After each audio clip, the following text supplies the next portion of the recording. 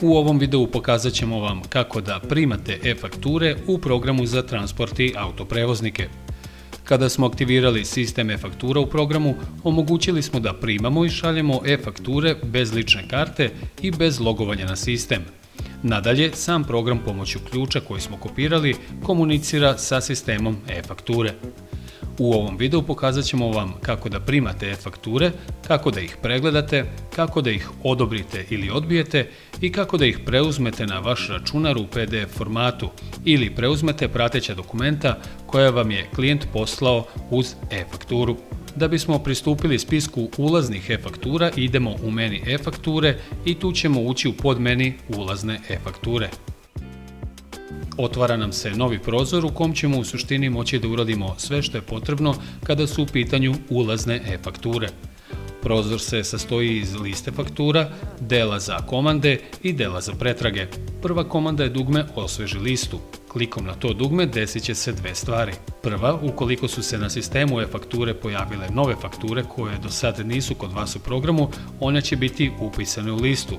Druga stvar, bit će ažurirani statusi svih ulaznih e-faktura na kojima se u međuvremenu desila promjena statusa. Da bismo učitali ulazne račune sa sistema, kliknut ćemo na dugme Osveži listu. Prvi put bi ovo moglo malo potrajati obzirom da će sad biti učitani svi ulazni računi koje ste primili od početka rada sistema. Kada su ulazni računi učitani, možemo koristiti ostale komande za manipulaciju računima, kao što su odobravanje, odbijanje ili pregled računa. Što se tiče izgleda liste faktura, kao što vidimo, ona sadrži kolone sa osnovnim podacima ulaznih računa. Broj računa, naziv partnera, datum izdavanja, datum valute, iznos i trenutni status računa. Kada je u pitanju lista komandi, ona funkcioniše veoma jednostavno. Selektujemo fakturu klikom na nju i zatim, ukoliko želimo da prihvatimo račun, dovoljno je da kliknemo na dugme Odobri. Otvara se novi prozor. Ukoliko želite, možete da ostavite komentar, ali to nije obavezno. Program nas pita da li ste sigurni da želite da prihvatite ovaj dokument i dovoljno je da kliknemo na dugme Da. Ukoliko ne želite da prihvatite račun, kliknut ćete na dugme Odbaci. U ovom slučaju će se također otvoriti novi prozor, ali ovoga puta, ako se račun odbija, komentar je obavezan, što znači da sistem neće dozvoliti da odbijete račun ako ne upišete komentar sa razlogom odbijanja. Mi ćemo odobriti ovaj račun, klikom na dugme Odobri i potvrdit ćemo klikom na dugme Da.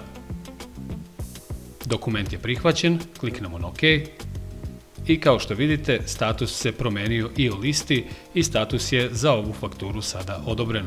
Kada smo prihvatili ovaj račun, tu je sva naša obaveza prema sistemu e-faktura završena. U suštini njima je potreban samo taj jedan naš klik. Kada smo fakturu prihvatili ili odbili, u zadnjoj koloni menja se status te fakture. Preostaje nam da preuzmemo i po želji odštampamo e-fakturu. To možemo uraditi klikom na dugme Preuzmi. Otvara nam se prozor u kom biramo gde želimo da sačuvamo PDF dokument. Biramo mesto za čuvanje i klikom na dugme Save čuvamo dokument. Nakon toga dokument se otvara i možemo ga odštampati ukoliko nam je to potrebno.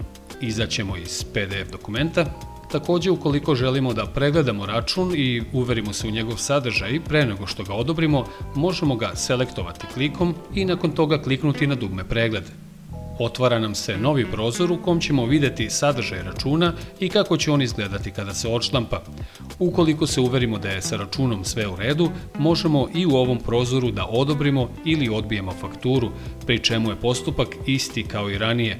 Kliknemo na dugme Odobri ili na dugme Odbaci.